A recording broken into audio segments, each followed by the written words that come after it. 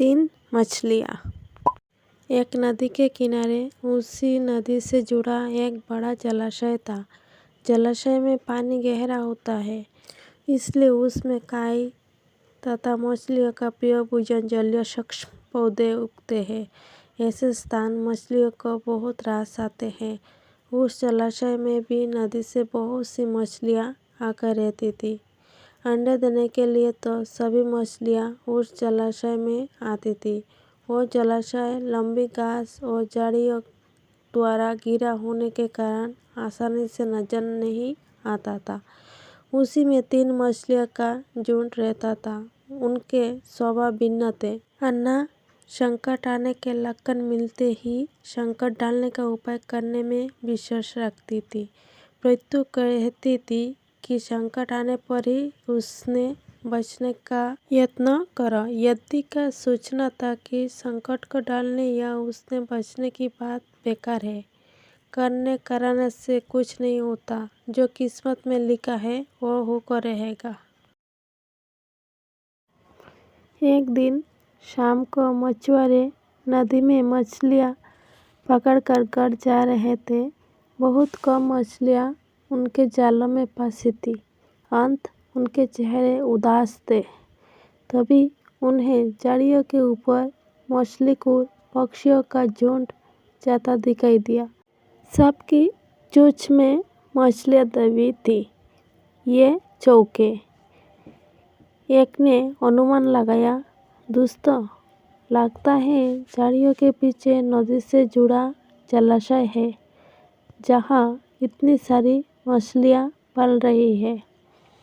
मछुआरे पुलकित होकर झाड़ियों में से होकर जलाशय के तट पर आ निकले और ललचाई नज़र से मछलियों को देखने लगे। एक मछुआरा बोला, आहा, इस जलाशय में तो मछलियाँ भरी पड़ी है। आज तक हमें इसका पता ही नहीं लगा। यहाँ हमें ढेर सारी मछलियाँ मिलेगी। दूसरा बोला। तीसरे ने कहा, आज तो शाम गिरने वाली है। कल सुबह ही आकर यहाँ जाल डालेंगे। इस प्रकार मछुआरे दूसरे दिन का कार्यक्रम तय करके चले गए। तीनों मछलियों ने मछुआरे की बात सुन ली थी। अन्ना मछली ने कहा, साथियों, तुमने मछुआरे की बात सुन ली। अब हमारा यहाँ रहना खतरे से खाली नहीं है। खतरे की सूचना हमें मिल गई है। समय रहते ही अपनी जान बचाने का उपाय करना चाहिए। मैं तो अभी ही इस जलाशय को छोड़कर नहर के रास्ते नदी में जा रही हूँ। उसके बाद मछुआरे सुबह आए, जाल फेंके मेरी वाला से। तब तक मैं तो बहुत दूर अटकेलियाँ कर रही होंगी। मृत्यु मछली बोली, तुम्हें जाना है तो जाओ, मैं तो नहीं आ रही।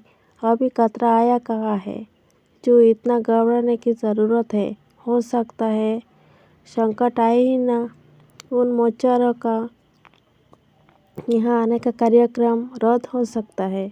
हो सकता है रात को उनके जाल चूहे कुतर जाए। हो सकता है उनकी बस्ती में आग लग जाए। भूचाल आकर उनके गांव को नष्ट कर सकता है। या रात को मूसलाधार वर्षा आ सकती है और बाढ़ में उनका गांव बह सकता है।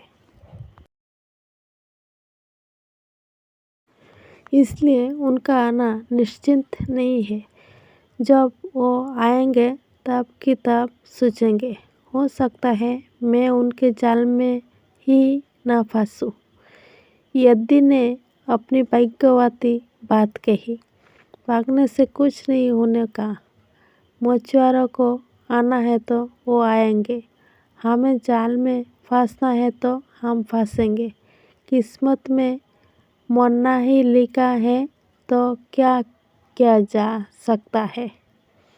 इस प्रकार अन्ना तो उसी समय वहाँ से चली गई। मृत्यु और यदि जलाशय में ही रही। भोर हुई तो मछुआरे अपने जाल को लेकर आए और लगे जलाशय में जाल फेंकने और मछलियाँ पकड़ने।